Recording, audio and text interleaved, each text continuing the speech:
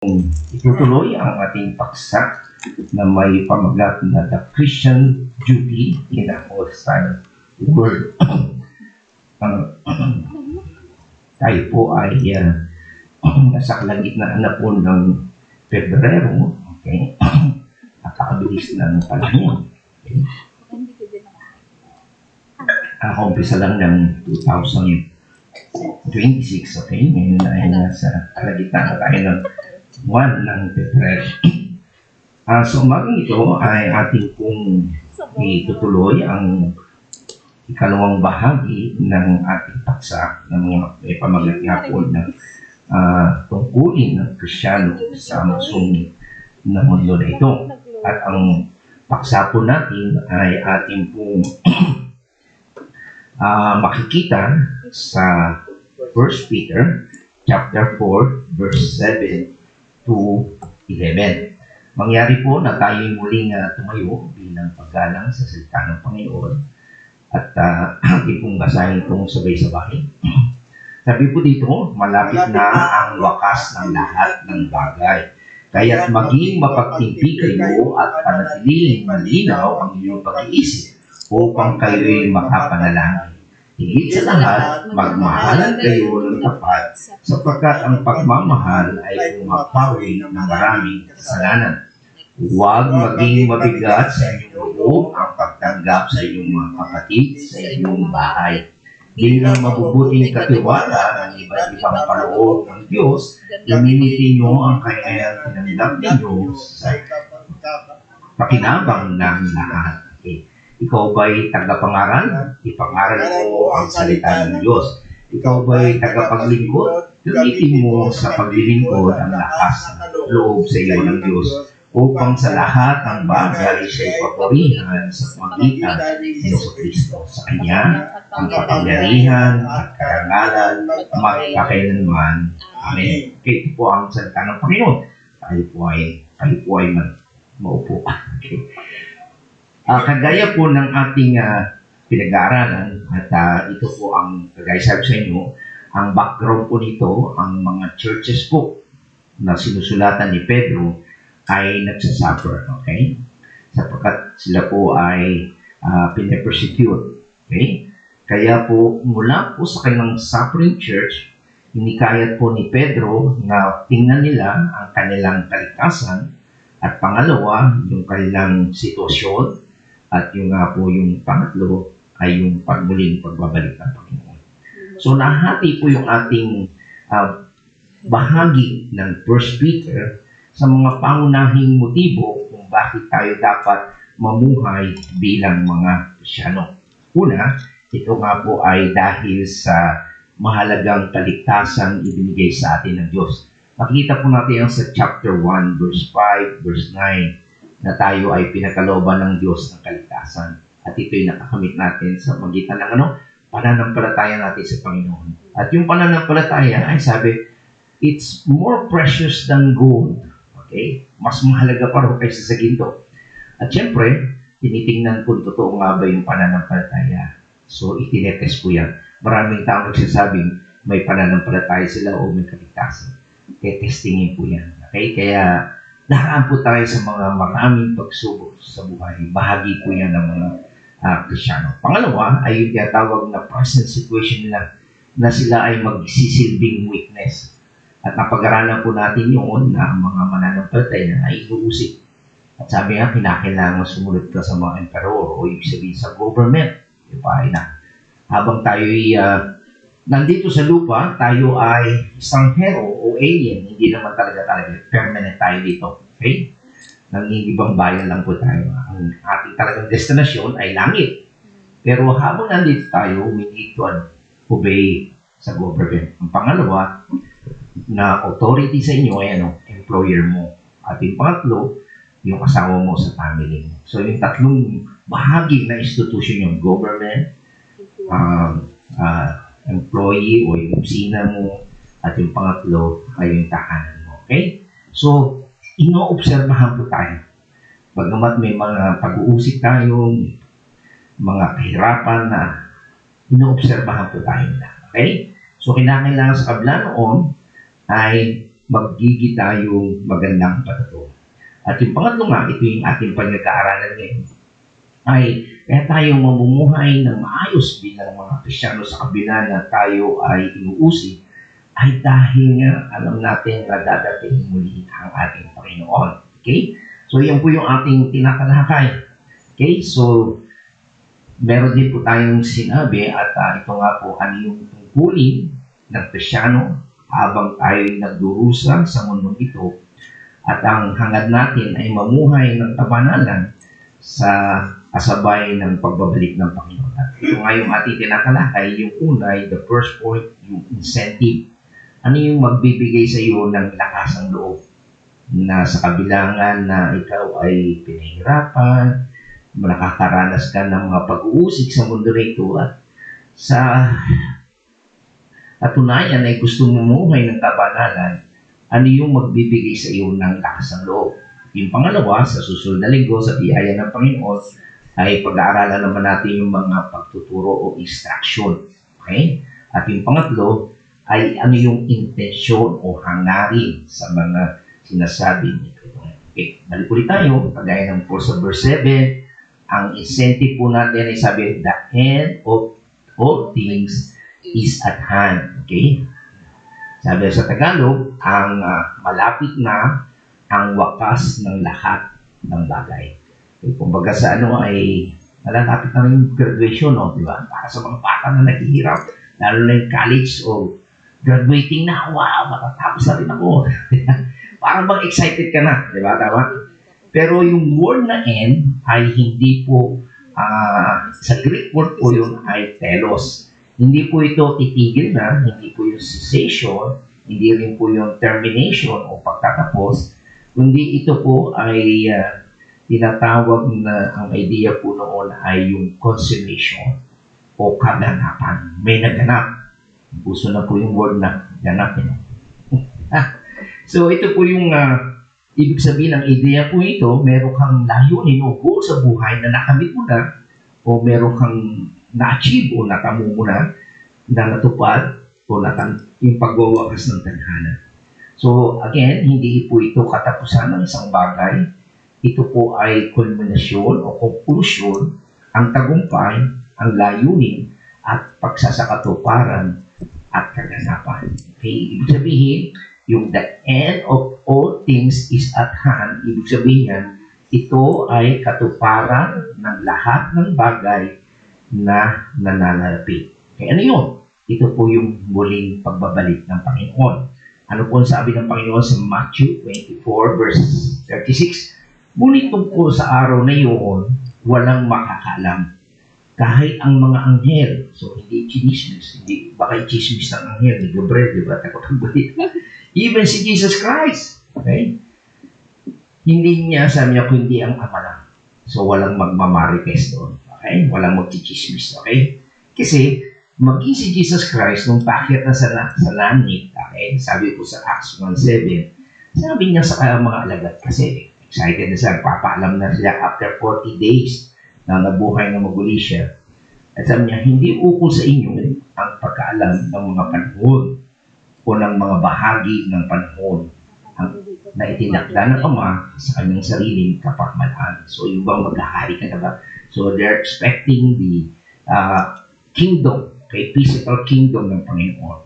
Pero sabi niya, it is not for you to know the time or the season.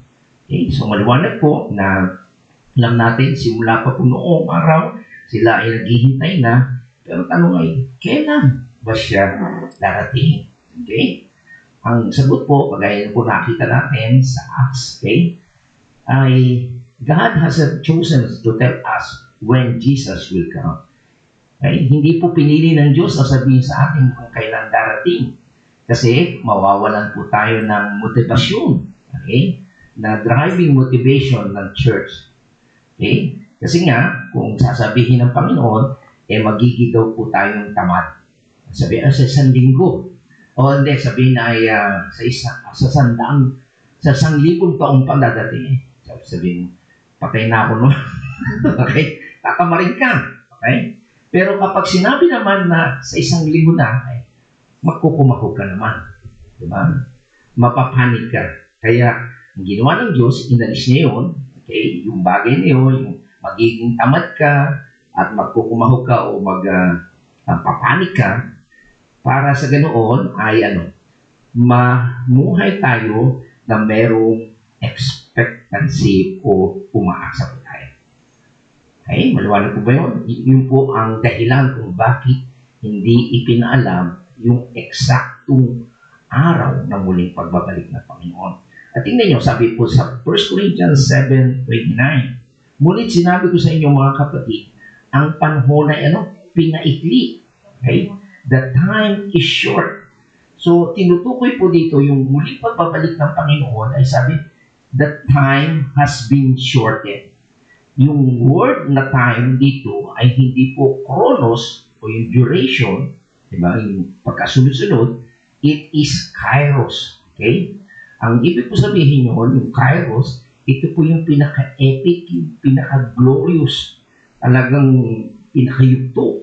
The season o yung panahon o takdang oras, fixed time, okay, na ginawa na mas maiksi habang hinihintay natin ang pagdating ng Panginoon. Okay, so makikita natin dyan na may nagsasabi, lahat naman ay naghihintay na siya ay dumating.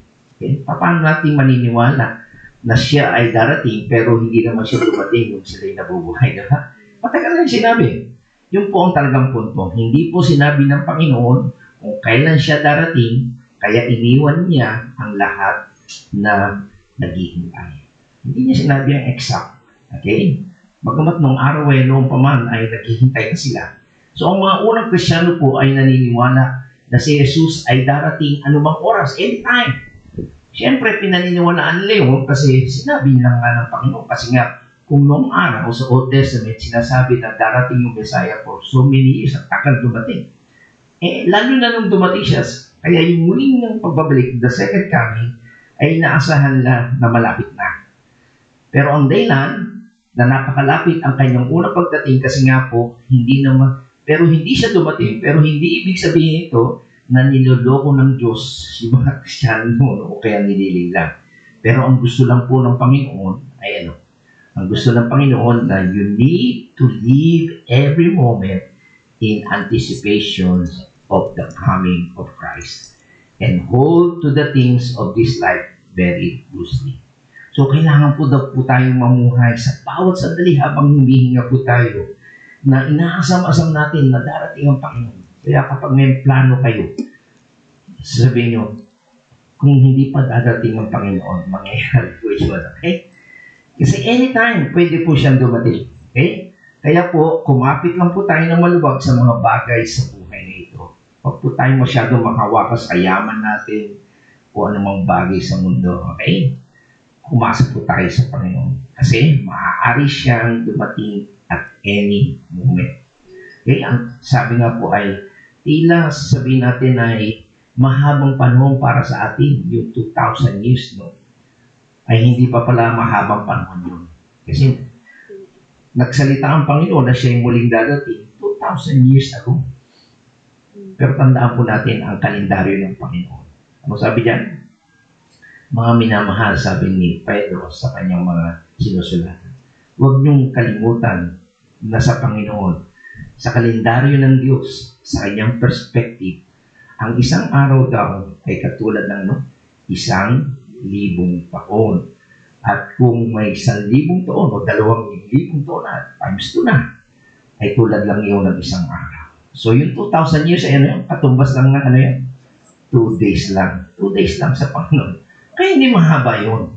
Tayo na iinip, di ba? Pero sa timetable ng Diyos, 2 araw lang yun. Okay? Naintindihan niyo po ba?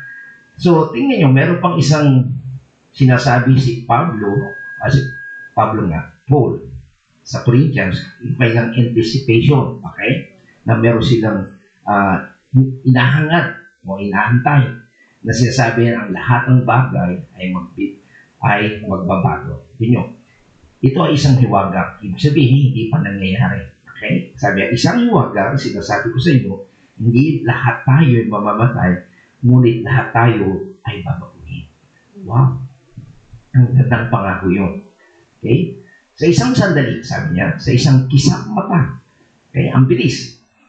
Kasabay ng huling pag-ihip ng trumpeta, sapagkat sa pagtunog ng trumpeta, ang mga patay ay muling bubuhayin at ang di na muling mamamatay. Babaguhin tayong lahat. Okay? Sabi niya, ang katawang nabubulok ay mapapalitan ng hindi nabubulok. At ang katawang namatay ay mapapalitan ng katawang hindi na mamamatay. So makikita po natin dito na may pagbabago. Ina-anticipate sila. Kaya kung meron kayong nararamdaman, tumatanda na kayo. Okay? Lumalabo na mata nyo. Humihina na ang katawan ninyo. Okay? Ang sabi dito, yun po yung sinasabing nabubulok na ang katawan ninyo. Okay? Sabi, tumatanda. Pero sabi niya, mapapalitan to ng hindi nabubulok. Okay? So, yan po ang makikita natin inaasam-asam ng hindi mananagal. Kailan po ito mangyayari? Ang sabi, it's going to happen in a twinkling of an eye. Ano po ba ibig sabihin ng twinkling of an eye? Yung kisap mata. Hindi po ito yung ganyan, no? Ganong kabilis yun. Okay? Hindi po raw yun. Kundi yung refract ang liwanag mula sa iyong pupil. Ibig sabihin, mababago kasi yung pupil natin nasa gitna, di ba naman tayo? Magbabago daw po yung ilaw na pumapasok doon.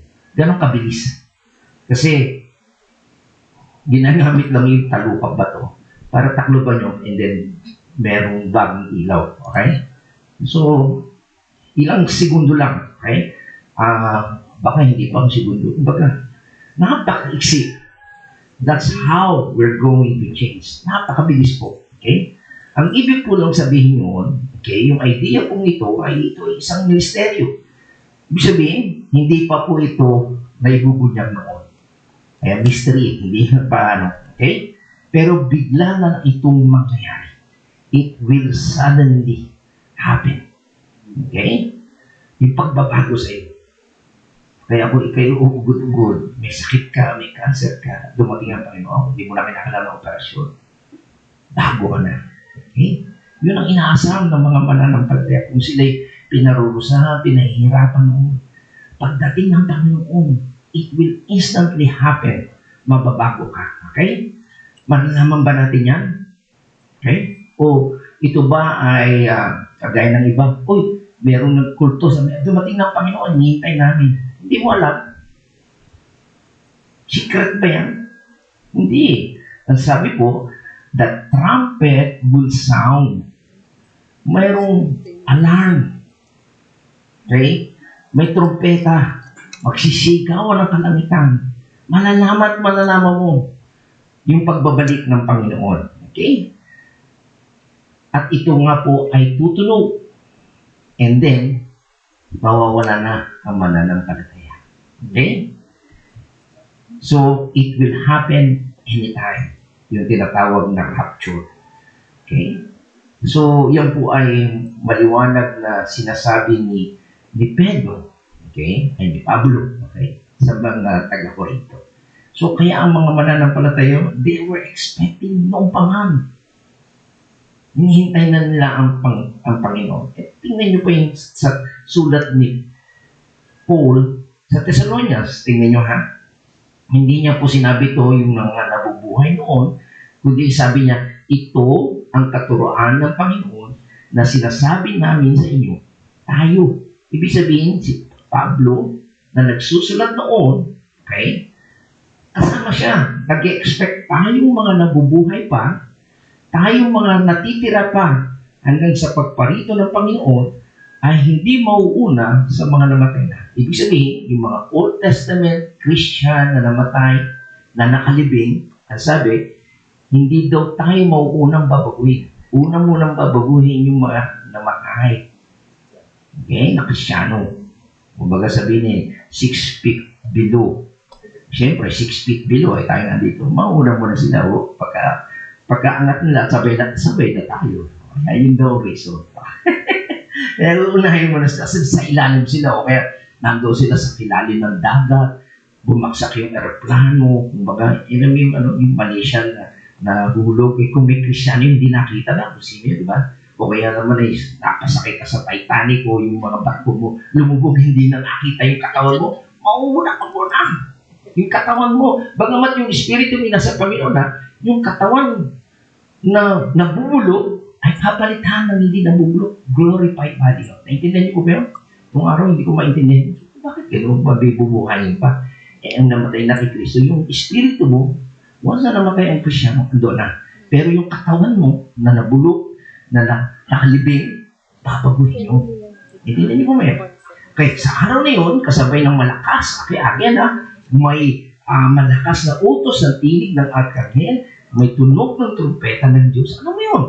Bababa ang Panginoon mula sa langit, yung rapture, at ang mga namatay na sumasampalataya kay Kristo ay bubuhayin muna. Okay? Ito niya. Pagkatapos tayo, namang mga buhay pa at natitira ay titipunin sa alapan, magkaka-reunion doon sa alapan kasama ng binuhay upang salubungin ang Panginoon sa himpapawid. Sa gayon, makakapiling natin siya magpakailanman. Kaya yung mga mahal natin sa buhay na nauna sa atin, una, yung kanyang kaluluwa ay nasa Panginoon, pero yung kanyang katawan ay makikita natin. Sama-sama tayo, magkakaroon tayo ng grand reunion at hindi na tayo magkakaiwalay, magpakailanman.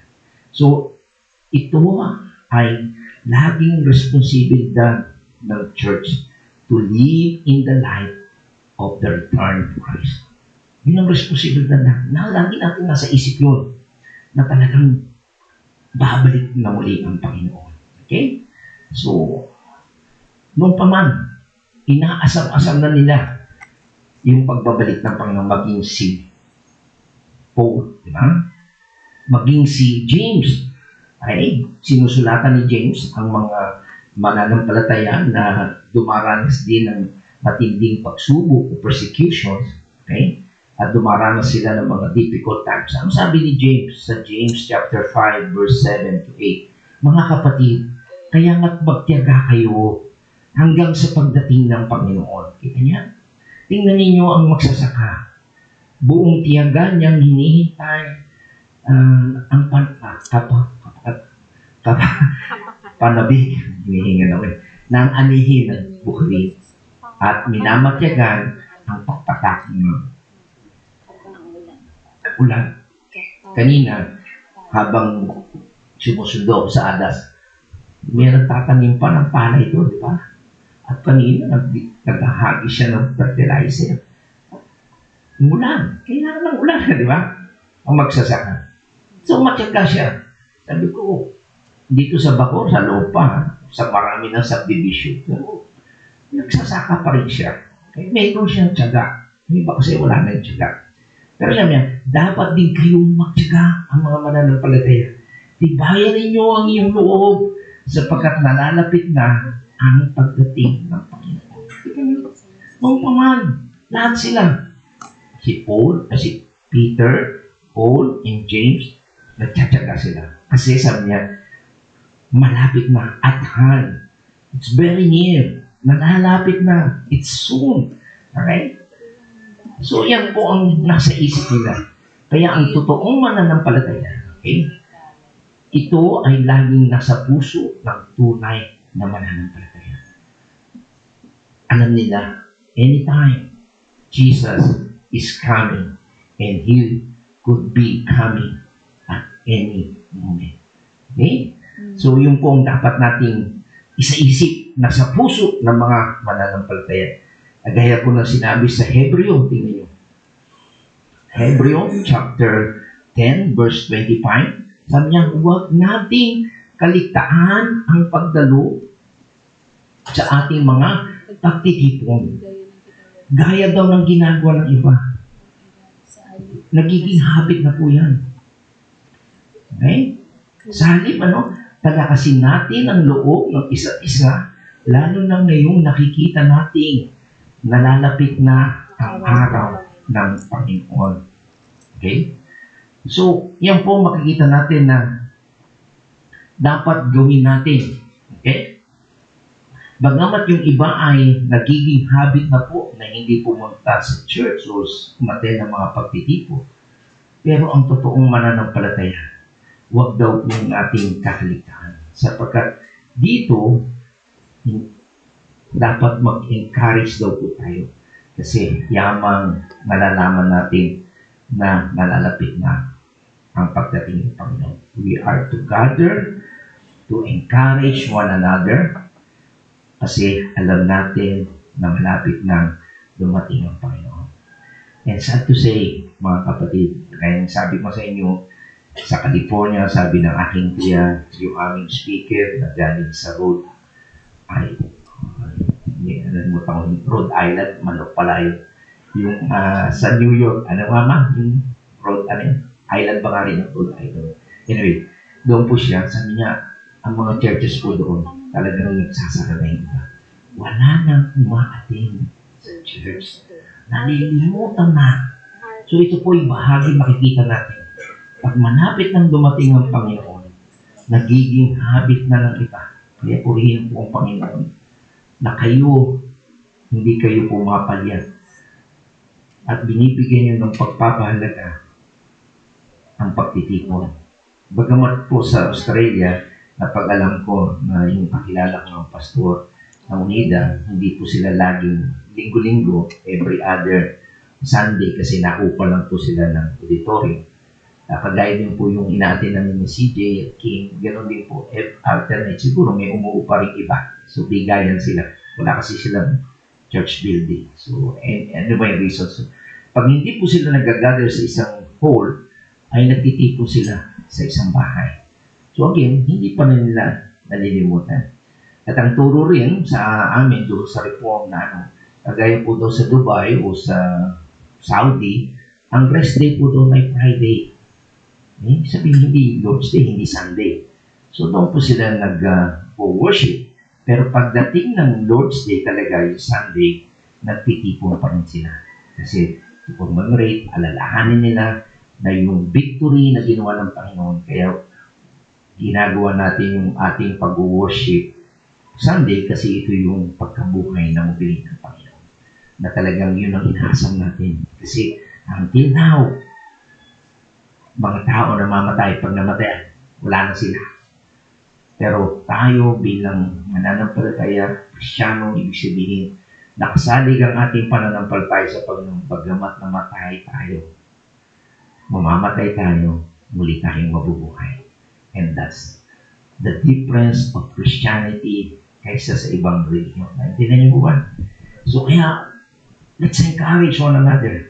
Kaya ginagawa natin ito sa Lord's Day para makita natin, kahit sabi natin, di ba, minsan nalulungkot tayo pag may mamamatay o namatay tayo. Ano mangyari yan? Mamamatay tayo. Nabubulok ang ating katawan.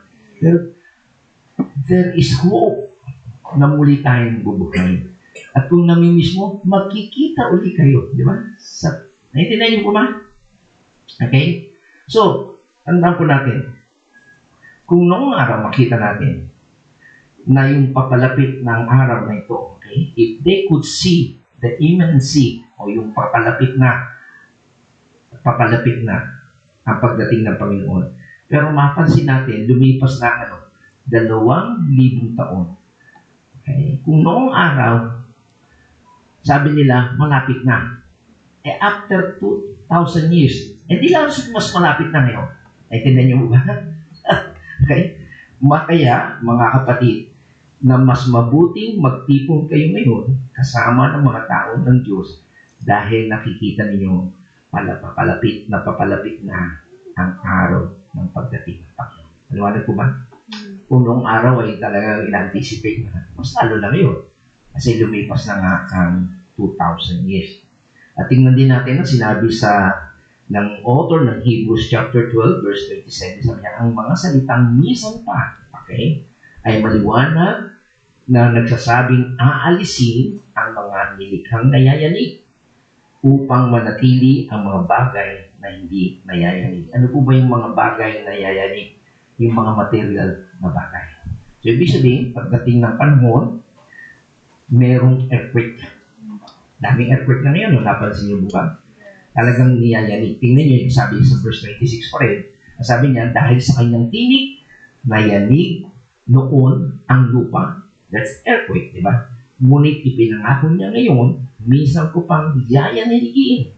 Hindi lamang ang lupa, pati na rin ang langit. So dito pinapakita, ito po ay pangako ng Diyos sa magitan ng propeta Hagay, nagagawa siya ng kaunting pagyanig sa mundong ito. Pinapaalam niya sa atin, pinulit-ulit ng sumulat ng Hebreo na merong darating na pagyanig o mga earthquake at ang pag-alis ng mga bagay na maaring mayanig. Ano po yun? Mga maaring mayanig? Yung mga material na bagay sa mundong ito. At itatatag po naman ang mga bagay na maaring hindi mayanig. Ano po yung hindi mayayanig? Walang hanggang kaharian at kalwalatian ng Diyos. So, yung lupa o yung earth, yayanigin niya ng earthquake. At sabi dito, pati ang langit. So, yung kaharian ng Diyos ay bababa dito at ipapahayag niya at nga po yun yung sa muling pagbabalik ng panahon. He will establish a physical kingdom talaga. Okay? So, tandaan natin anong dapat natin gawin. Kinakailangan ay mamuhay tayo sa liwanag niya tulad ng ginawa ng mga tao noong panahon ng bagong tipan. Okay? We must live in the light of that as those in the New Testament time did. Okay? Ano po yung ginawa nila? Malimit tayo ay gusto natin na sabihin natin mapalad tayo, di ba? We must be blessed, sabi nga, malimit natin, di ba? Walang tao, wala ng mga mananampalataya. Gusto natin na maging mapalad po tayo. Paano tayo magiging mapalad? Ano po yung sinabi ng ni Juan, Revelation chapter 1, verse 30, sabi niya, mapalad ang bumabasa ng aklat na ito. Okay? Ang Revelation po ay kapahayagan ng mangyayari in the future. Revelation nga yan. Pahayag. Yan po yung mga hindi pa nangyari. Ang mga nakikinig sa mga propesiyang ito. Okay? At tumutupad sa nasusulat dito. Bakit? Sapagkat, malapit na itong maganap. Maliwanag pa. Diba?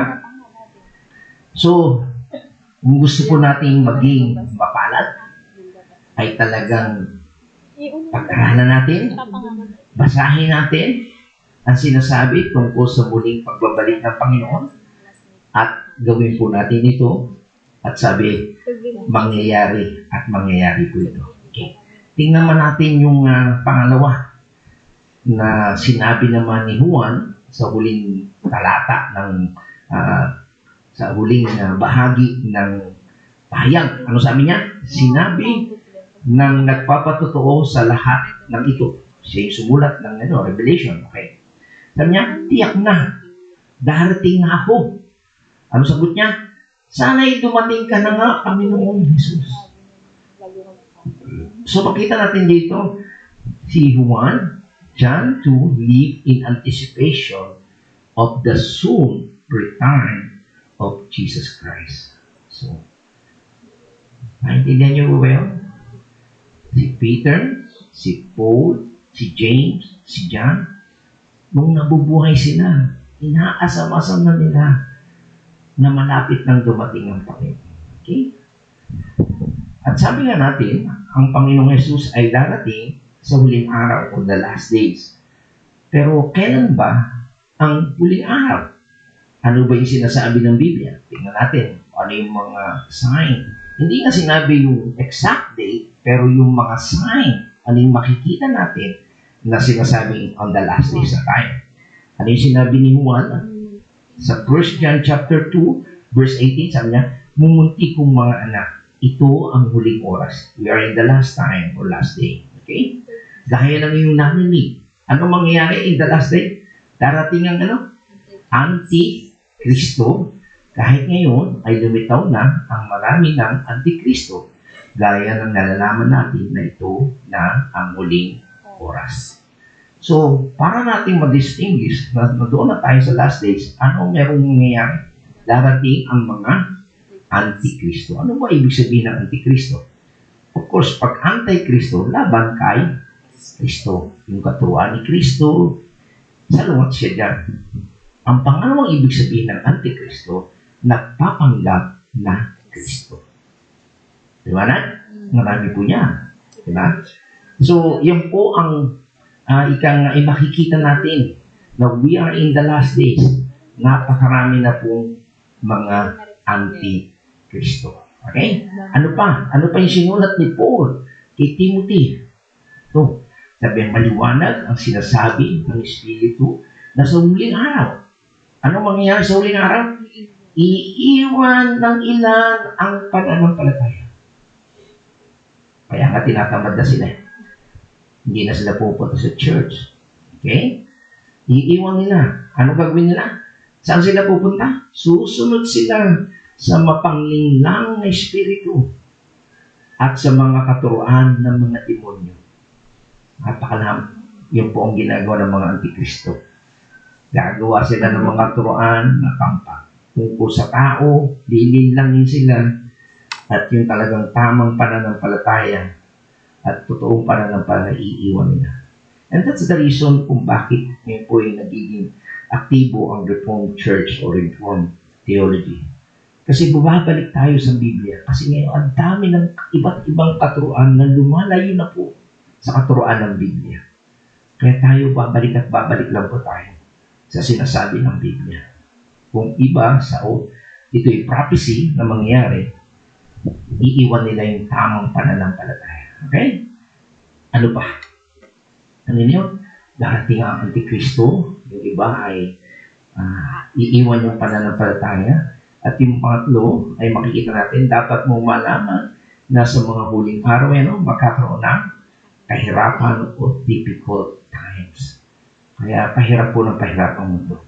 Okay? So, bahagi po yan ng ika nga ay last days. Okay? Meron po kung, again, diyan na lang mo ba yung libro? Okay. Pakiabot mo sa akin. Okay. Kasi ito ay iba-iba po yung mga katuruan. Si John MacArthur po ay dispensationalist po siya. Okay? Ito po yung katuruan ng mga dispensationalist. Ibig sabihin, ang last hour or last day, nagsimula po yan nang natapos ang Old Testament. Nung dumating si Jesus Christ, okay, ay dumating na rin yung Antikristo. Okay? So, yun po yung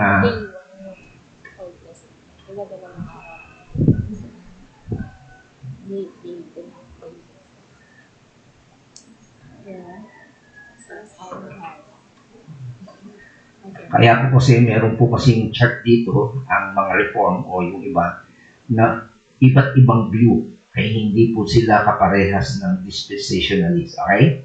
So meron pong tinatawag na pre-millennialism, okay? And also yung tinatawag na amillennialism at yung tinatawag na post-millennialism. Okay? So hindi po natin masyadong basta ang pinagkaiba lang po nila ay kailan bababa si Jesus Christ sa lupa. Yan po yung second coming. Naniniwala rin po ang reform na merong rapture, pero yung rapture ay isang beses lang. Ibig sabihin, aangat yung mga mananampalataya, pero dito lang sila magsasalubong, pero bababa ulit. Hindi kagaya ng dispensationalist, merong rapture, okay? And then merong 7 years na pagitan, and then bababa. Okay? So meron din naman nagtuturo na dito na lang sabay-sabay ito. Wala na rin silang revelation, wala na rin millennium, isang babaan na lang. Okay? Pero pare-pareho sila, babalik ang Panginoon. Hindi mo lang. Ang nababago lang dito, wala nang tribulation, wala na rin millennium. Okay? Pero, makikita natin dito, okay, na yung tinatawag na, sabi niya, ang huling araw ay yung dumating na yung Mesias. Okay? Maliwanag po yun. Kaya ano po ba ang kahulugan yun? Nakita nila sa kanilang buhay, noong nabubuhay pa sila, ang mga Hudyo nakita nila yung pagdating mismo ng prophecy na darating na Kristo. Di ba sa creation pa lang sabi niya, ang binhi ng babae ang dudurog sa ulo ng ahas. Sino yung binhi ng babae? That's Jesus Christ. Tama? Okay. So nakita nila yun. Nakita nila ang katapusan ng dispensation ng Old Testament. Tama? From Old Testament to New Testament. Naparito ang Mesya sa mundo upang wakasan ang lahat ng iyon upang pasinayaan o inaugurate yung bagong covenant. Ang huling araw ay ang mga araw ng Mesyas. Okay, dumating na yung Mesyas. Okay? Sinabi ng mga propeta noong unang panahon, ang Mesyas ay darating sa huling araw. Siya nga ay dumating katapusan ng panahon. Okay, the last day. Darating siya sa huling pagkakataon. Ayon sa history, ayon sa Biblia, dumating pa siya? Dumating, tama. Okay. Kaya noon siya ay dumating, iyon ang huling pagkakataon. Ito ang hudyat ng katapusan. Lahat ng nakaraan ay epic, panahon o iras. Okay? Nakita nila ang sistema ng seremonya, yung mga ritual, mga sakripisyo, yung pumapatay po sila ng tupa, may kambing, di ba? May dugo. Okay? Nakita po nila. Nakita nila yung templo, may pari, may handog. At gayon din, nakita nila na gumuho ang habing ng templo nung namatay si Jesus Christ, di ba? Nahati. Okay? So, ibig sabihin po noon, napunit iyon mula sa ibaba at binuksan ng Diyos ang dakong kabanal-banalan sa lahat at sinabi na iyon ang katapusan ng sistema. Tapos na yung ganong sistema. Okay? At pagkatapos po nung 70 AD, 70 years after ng death ng Panginoon, nagpadala ang Diyos ng hatol sa magitan ng Romano. Anong ginawa po sa templo? Winasa ang Jerusalem at binura hanggang sa araw na ito ang buong sistema ng seremonya ng pagkakahari. Kaya simula po noon, wala na nag-o-open. Wala na nagpapatay ng tupa. Okay? Kasi na siya na yung handog eh. Siya na yung kordero ng Diyos na hinihandog para sa kapatawaran ng kasalanan. Okay? Kaya nangyari po ito sa panahon na sila nabubuhay. Okay? Kaya sinabi po ni Jesus, naganap na o natapos na. Ano yung natapos niya? Natapos niya na at ininaugurahan niya yung bagong tipan. Okay? Kasi nga, yung Old Covenant, yung pakikipagkasundo ng Diyos sa mga Hudyo noong araw ay natapos na, napunit na yung tabing ng templo. Okay? At pagkalipas na nga ng taon, ng ilang taon, 70 years, ano nangyari? Ano sabi niya sa Matthew 24, verse 2? Sinabi niya sa kanila, nakita ba ninyo ang mga gusali niya ng templo? Tandaan ninyo, darating ang araw na wala riyang matitirang bato sa ibabaw ng kapwa bato. Lahat ay bubuho. Okay? Ano po ibig sabihin yun? It symbolized the devastations of an entire Old Testament economy. Yung mga itinuturo ng Diyos sa mga seremonya, masisira na po yun. The old order, okay, kaayusan, was ended and the new order was begun. Simula, the order of the Messiah, the order of the last days. Okay, so yan po yung ibig sabihin. Okay? So, kagaya din po na makita natin sa Hebrews, okay, chapter 9, verse 26, sabi niya, kung hindi gayon nangyari, kailangan sanang paulit-ulit na siyang mamamatay mula pa ng likhain ng sanlibutan. So, balit, ano sabi? Minsan lamang siya nagpakita, ngayon matapos na ang panahon upang pawiin ang kasalanan sa magitan ng handog ng kanyang buhay. Diba? Sa Old Testament, pakikita natin, paulit-ulit na ginagawa ng mga pariyo, di ba? Naghahandog sila, and then every year, yung high priest, naghahandog din siya, di ba? Pero ito, yung ginawa ni Jesus Christ, sabi niya, minsan lamang. It's very unique. Di ba? Kaya makikita natin dito, the first, yung una, pagkakataon na siya ay dumating sa katapusan ng mga panahon, siya ay nahayag upang alisin ang kasalanan. Okay? Nagpakita siya in the last days. Okay? Para tapusin ang Old Covenant o Old Testament economy para din ay hayag na alisin ang ating mga kasalanan. At sa kanyang muling pagbabalik, the second time He comes, okay, hindi na niya aalisin ang kasalanan. Siya ay darating upang itatag ang kanyang kaharian ng kaligtasan, yung the kingdom na sinasabi. Okay? Maliwanag po ba yun? Yung una, naparito siya para mamatay, pauwiin ang ating kasalanan. Pero sa kanyang muling pagbabalik, hindi na po siya mamamatay. Kundi establish niya po na ang kanyang kaharian. Kaya yun nga yun sa second coming na nakita natin. Bababa siya dito sa lupa. Okay? Magiging po siyang visible. So, makita natin dito, ang huling araw ay nagsimula ng panahon ay natapos sa pagdating ng Mesyas. Nang dumating na po ang Mesyas, nang mamatay ang Mesyas, nang siya'y muling nabuhay, tinapos na po ang sistema ng lumang tipan, itatatag niya ngayon ang kanyang sariling kaharian. At sinabi niya na ang kaharian ng Diyos ay nasa gitna na ninyo sa lupunon sa pamagitan ng Ebanghelyo ni Jesucristo na inilabas tayo sa kaharian ng kadiliman at inilagay sa kanyang minamahal na anak. Okay? Na siya ang kinaroroonan ng ating katambusan, kapatawaran ng kasalanan. At ito po ay sinabi ni Pablo, okay, sa Colossians chapter 1, verse 13 to 14. Sabi niya, iniligtas niya tayo sa kapangyarihan ng kadiliman at inilipat sa kaharian ng kanyang minamahal na anak. So, makita niyo po yun.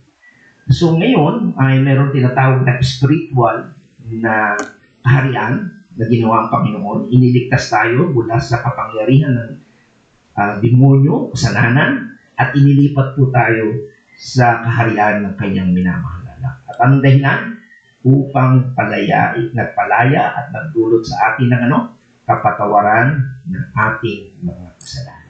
So yun po yung ginawa. Kaya po nung narinig po natin ang Ebanghelyo, yun po yung na-accomplish ng Panginoon. Okay? And then makita natin ano yung sasummarize natin kung ano yung na-accomplish ng Panginoon. Ano yung tinalo ni Kristo, ang kasalanan. Tinalo din ni Kristo ang kamatayan. Tinalo din ng ating Panginoon ang impyerno. Tinalo din ng Panginoon ang parusa ng batas o kautusan. Tinalo din ng Panginoon si Satanas. Tinalo din ng Panginoon ang mga demonyo. At gayon din ay itinanatag ng Panginoon ang kanyang kapangyarihan, authority, at gayon din ay sinimulan niyang buo at itatag ang kanyang kaharian. So yan po ang ibig sabihin niya nang inilipat tayo sa kanyang kapangyarihan o kingdom, okay? So ngayon, makita natin again, we are now living ngayon in the last days kingdom. Okay? Ang kingdom na ito ay tinatawag na spiritual, okay? And inward. Okay? Na panloob. Sabihin, naghahari na ang Diyos sa atin spiritually at sa ating kalooban. Pero balang araw, yung iniintay nating second coming, okay? Magiging na itong outward and universal. Makikita na siya. Panlabas at pandaigdigan, makikita na po ng lahat ng tao.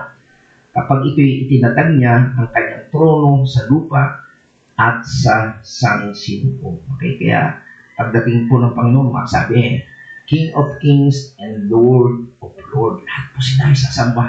Okay? So, makita po natin dito, kaya meron pong tinatawag na ikalawang pagparito.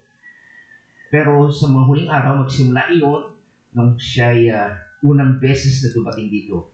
Kaya, nabubuhay tayo sa mga huling araw, sa mga huling panahon, at sa mga huling araw nito. Okay? Kaya pwede nating sabihin na sabi ang kaharian ng Panginoon, the kingdom has come in the state of grace, sa kalagayan ng biyaya. It is the grace of God. At ito ay darating sa kalagayan ng kaluwalhatian. Pagdating ngayon, nabubuhay tayo sa kalagayan ng biyaya.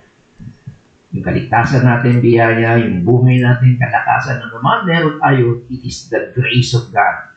Pero pagdating ni Kristo, it is the state of glory. Kaluwalhatian yan. Kasi we have a glorified body. So yan, wala nang sakit, wala nang lungkot, wala nang iwanan. Okay? Wala nang kaguluhan o persecution. So ang pamatay ni Kristo at ang kanyang muling pagkabuhay, ang kanyang pagkadakila sa kanan ng Ama ay nagdala sa isang bagong pagkaalis sa takbo ng kasaysayan. Ito ay naganap ng minsan at magpakailanman at pagkatapos ng mga panahon, ito ay nagdala ng bukang liwayway sa isang bagong araw. So ang kaharian po ng Mesias is here in a spiritual reality, totoo po yan, and soon be here in a visible form. Okay, ngayon po ay spiritual, totoo po yan. At ito ay balang araw, makikita natin ng anyo physically. Okay? Kaya po, nung sinabi ni Pedro, okay, the end of times is at hand, okay, is he talking about termination? Tinutukoy ba niya ang katapusan? Pwede, oo. Sa diwa na natapos na ang lumang panahon, natapos na yung Old Covenant, ngunit higit sa lahat, ang sinasabi niya dito ay katuparan at kaganapan na wakas ay nalalapit na. The last days, yung second coming ng Panginoon ay malapit na. Okay? So, sa scripture, makikita natin, okay, sa kasulatan, matutuklasan natin na dahil nga po nalalapit na ang pagdating ng Panginoong Jesucristo, maaari itong mangyari anumang oras. Okay? At kaya, dapat tayong akayin ito sa isang tamang uri ng saloobin. Right kind of attitude. So, kung alam natin na nalalapit na ang Panginoon, okay, dapat magkaroon tayo ng right attitude. Huwag tayong gumaya doon sa mga panatiko. Ano yung ginagawa ng mga panatiko? Nagsusuot na ng panjama. Nandun na sa bubong, naghihintay ng dumating ang Panginoon. Diba, merong iba nagbenta na ng ari-arian lang. Niloko sila ng mga kulto. Pinenta, nakuha ng kulto. Tapos punta sila sa Tagaytay. Napalitan niya, darating na raw ang Panginoon. Huwag tayong maging ganun panatiko. O huwag din naman tayong mga tamad na nangangarap na lang. Wala na tayong ginagawa. Hindi tayo tatrabaho. Naghihintay na lang na humiga. At sasabi niya, antay ko ang dumating ang Panginoon anytime. Wow! Ang dapat natin gawin, it should be turned out to be watchful pursuer of holiness. Watchful pursuer of holiness. Dapat maging mapagpatyak tayo, tagasunod sa kabanalan, magpatyak tayo ng mga tagasunod ng kabanalan. Ganito po ang dapat natin gawin. Ano sabi ni Paul sa Corinthians? Sabi niya sa 2 Corinthians 5:9-10. Yan naman ang pinakakanais namin. Ano? Anong gusto niya? Yung kanyang goal? Maging kalugod-lugod sa kanya. Magaling sa katawang lupang tayo, okay, nabubuhay siya, o maging nasa piling na niya. Sabi, habang hinihintay natin ng Panginoon, ang nais natin ay maging pleasing sa Panginoon. Or, dumating man bukas ang Panginoon, ganun pa rin ang gusto natin. Sapagkat sabi niya, tayong lahat daw ay haharap sa hukuman ni Kristo at tatanggap ng nararapat ayon sa mga gawang mabuti o masama nang tayo nabubuhay pa sa daigdig na ito.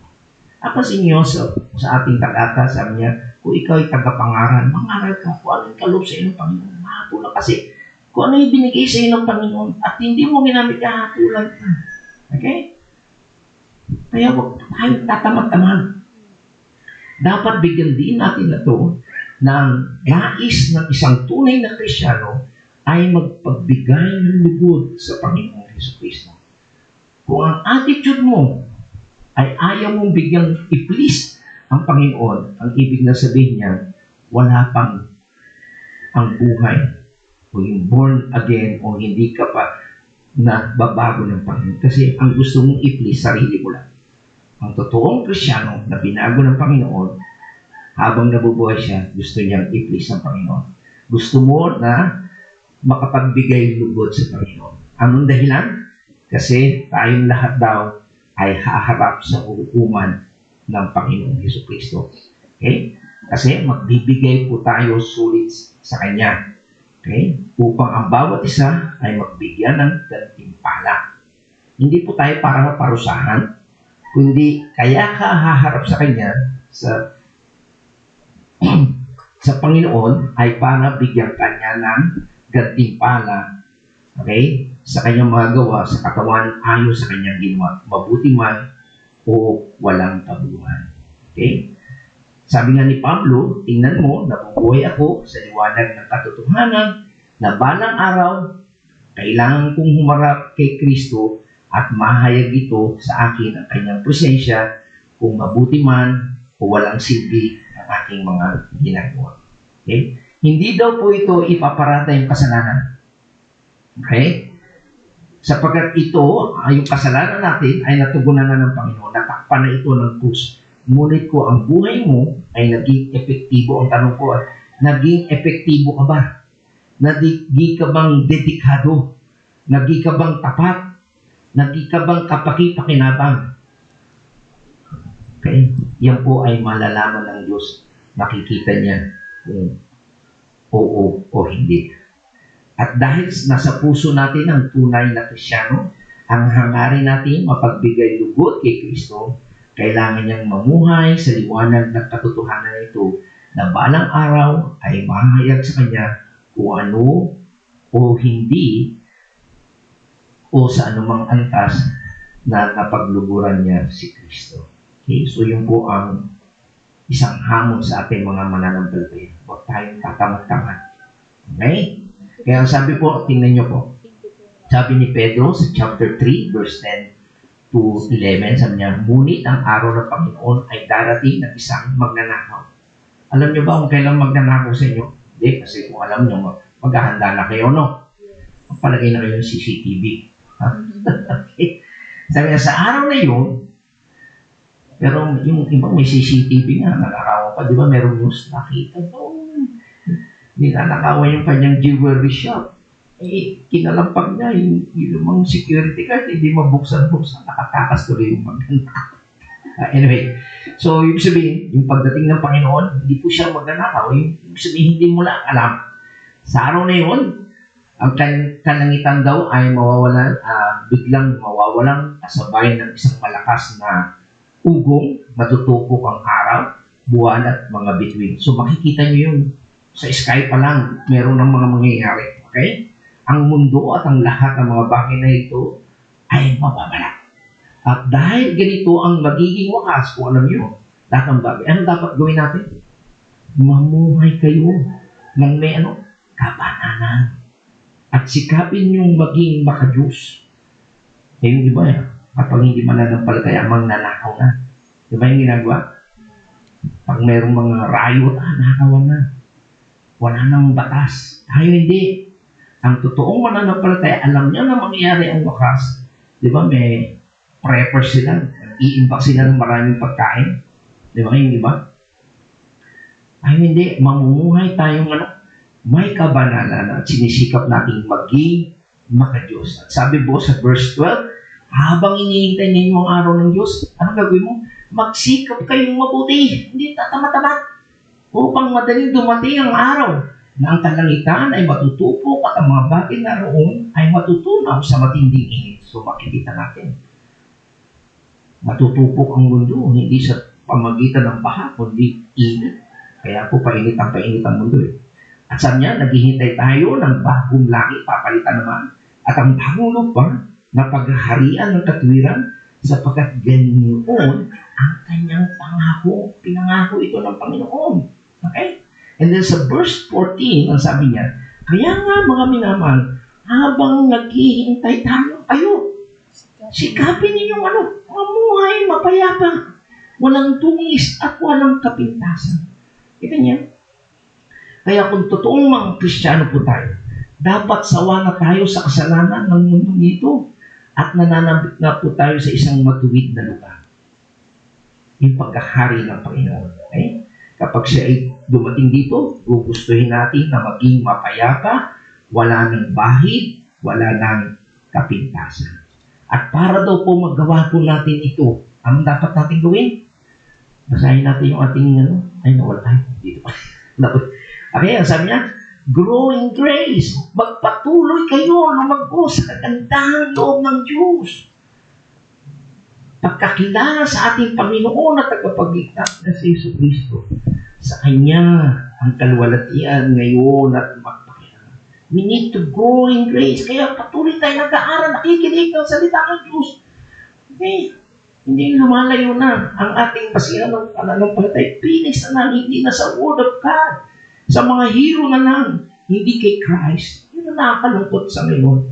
Pero tayo bilang mga anak ng Diyos, magpapatuloy po tayo lumago sa biyaya at pagkakilala sa ating Panginoon. Ano pa sabi ni John? Sa susunod sa mga minamahal, anak na tayo ng Diyos ngayon. Pero hindi pa rin nahayag ang magiging kalagayan natin in the future.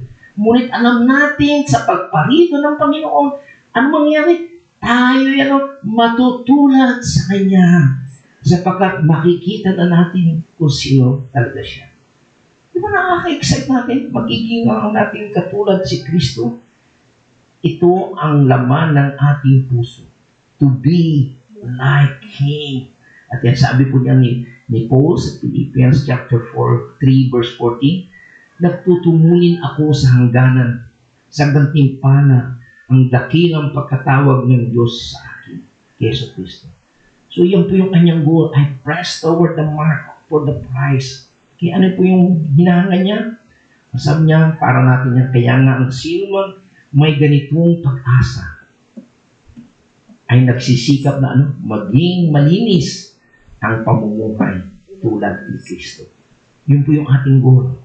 Kung paano malinis, banal ang ating Panginoon, ngayon pa lamang minimiti na nating mamuhay ng malinis na pamumuhay tulad ng Panginoon. If you want to be like Him, you know you're going to be like Him, and you know you're going to face Him, you want to be pure. You want to be pure. So habang hinihintay po natin ang Panginoon, gugustuhin na nating maging daisay ang ating buhay. At ano pa sinabi niya sa 1 John chapter 2 verse 28, kaya nga mga anak, manatili kayo sa Kanya upang maging panatag ang ating loob sa muling pagparito niya. So, ibig sabihin, kapag nananatili tayo sa Panginoon, hindi tayo kakaba-kaba. May confidence tayo nang hindi tayo mapahiya sa Kanya sa araw na yun. Okay? So, mixed feelings yung iba eh. Kapag hindi sila handa sa pagdating ng Panginoon, mapahiya sila. Pero kapag tayo'y nananatili sa Panginoon, namumuhay ng may kabanalan at kadalisayan, pagdating ng natin ng Panginoon, we want to live in such a way that we face Christ with a joyful, confident heart, not like unbeliever who will be shamed. Mapapahiya po yung mga hindi mananampalataya. Okay? So, ano po yung sinabi pa rin ni Pablo, kay Timoteo, baka kamtan mo ang koronang nakalaan sa mga matuwid. So, merong gantimpalang inilalaan ng Panginoon sa mga matuwid na mumuhay. Kaya yung tatamad-tamad, walang corona. Para po yung gagraduate ka, pero wala kang award. Gagraduate ka nga, maliligtas ka, pero tatamad-tamad ka, wala kang corona. Pero sabi dito, sa araw na yun, ang Panginoon na siyang makatarong ng hukom, ang siyang magpuputong sa akin ng corona, hindi lamang sa akin, sabi ni Pablo, kundi kanino? Sa lahat ng nananabig sa kanyang pagbabalik. Kita niya? Yung iba, ayaw na pag-aralan yan eh. Di ba sabi sa inyo? Ang gusto kasi nila yung prosperity, health lang, hanggang dito lang. Kasi pag dumating ang Panginoon, mapapahiya sila. Pero yung totoong mananampalataya, nananabig sila. Kasi babaguhin sila at matatanggap na nila ang corona na ipinangako ng Diyos sa mga tapat at namumuhay. At sa katapos-tapusan, may tumulat tayo sa sinabi ng Panginoon na parable dito sa niya, maging handa kayo lagi. Okay? At panatiling maliwanag ang inyong mga ilawan. Tumulat kayo sa mga aliping naghihintay sa pag-uwi ng kanyang Panginoon. Buhat sa kasalan, upang kung ito'y dumating at tumatok at mabuksan yung pagkat ng pinto. Mapalad sa niya, ang mga liping aabutang nagbabantay pagdating ng kailang Panginoon. Kasi yung iba tutulog-tulog o walang gasera. Ay, walang ilaw yung kailang gasera. Tandaan niyo, magbibihis siya, kita niyo, at pauupuin sila, ipaghahanda sila ng pagkain at pagsisilbihan. So, kita niyo, ay napakapalad niyo pagdating ng Panginoon. Talagang pagsisilbihan pa tayo at ipaghahanda sila ng pagkain. Talagang merong celebration. And then sabi sa verse 38, mapalad sila. Okay? Kung marat na silang handa pagdating ng Panginoon, maging hating gabi o madaling araw man, hindi natin alam exact time, kung haga man o gabi, sinabi ko sa inyo, kung alam lamang ng may-ari ng bahay kung anong oras darating ang magnanakaw, hindi niya siya pababayang makapasok. Okay? Hindi mo talaga alam, unexpected. Kayo man ay dapat humanda sapagkat darating ang anak ng tao sa oras na hindi ninyo nalalaman. Maliwanag po yung mga kapatid. So, again, katapos-tapusan, ito ay warning sa mga hindi pa nagbabagong buhay, sa mga hindi pa mananampalataya. It is warning. Ito rin ay babala sa mga huwad ng mga reliyista. Diba? Ito yung mga sinasabi ng Panginoon sa Matthew 7:29. Marami magsasabi, Panginoon, Panginoon, nagpagaling kami, nangaral kami, nagpalis kami ng demonyo. Pero sabi ng Panginoon, lumayo kayo. Hindi ko kayo kilala. Kasi mga huwad sila. Ginagawa lang niya para sa sarili nila. Pero naniniwala din po tayo na ito ay direkta rin na tumutukoy sa mga mananampalataya na dapat din tayong maging handa sapagkat hindi natin alam kung kailan darating ang ating Panginoon Jesucristo. Okay? Ang wakas ng lahat ng bagay ay napakalapit na. Mas malapit kaysa dati. Iyan ang dahilan. Ito ang incentive kung bakit tayo ay dapat mamuhay ng banal. Tayo po'y manalangin. Panginoon, salamat po sa iyong mapiyayang salita. Na ikaw ay muli hindi lang para tapusin ang mga hirap namin dito sa mundo.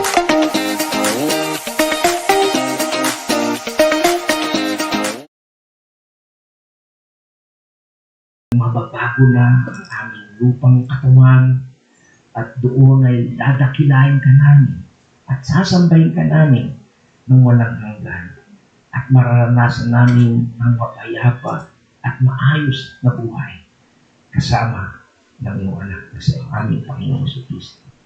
Panginoon, habang hinihintay po namin yun, ay sana'y makita mo na kami ay masigasig, tapat, na naglilingkod sa iyo, anuman ang iyong nais na ipagawa sa amin na ginagawa namin at bigyan ka namin ng kaluguran sa aming buhay. Panginoon, patawarin mo kami kung kami ay nakikita mong tamad. Hindi kami nagwawala kaming bahala sa iyong muling pagbabalik. Kaya Lord, we pray na habang hinihintay namin ng iyong pagbabalik, kasangkapanin mo po kami upang yung mga tao na hindi pa totoong mananampalataya, yung mga nagpapanggap na religyoso at religyosa, ay maakay po namin sa katotohanan upang sila rin ay makaranas ng iyong pagpapatawad at kaligtasan. Ito po, Panginoon, ang aming samo at dalangin sa pangalan ng aming Panginoong Hesus. Amen at Amen. Purihin po natin ang